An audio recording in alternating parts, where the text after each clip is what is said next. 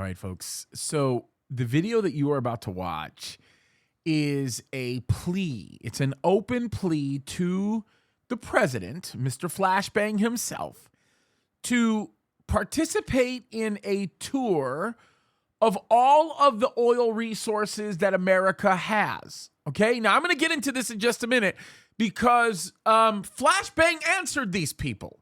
And I want you to watch the video so you can better understand this a little bit. Let's take a watch.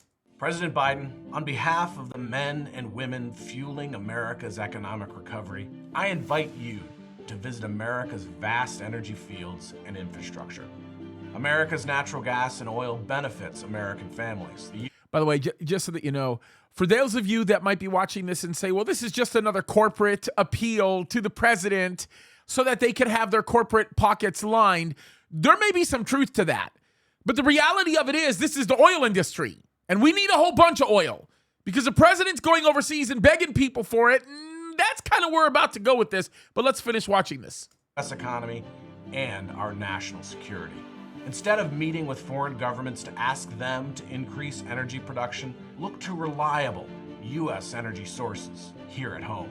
With a tight global market, Washington can no longer ignore the immense potential of American energy. President Biden, join me and the men and women of America's energy industry.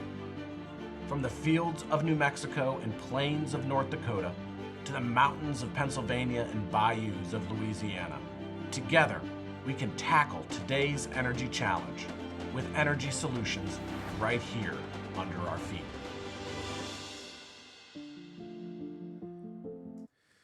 By the way, all of these energy agencies, associations, these are all people that are pretty much begging the president of the United States to pay attention. Now, there's a very good reason why that's the case, and that is because the president is making a terrible mistake in the way that he is handling all of this. From day one, he actually turned off the XL oil pipeline, which pretty much put into motion a whole series of very bad things for us economically speaking. Now, putting that aside, the president watched this video, folks.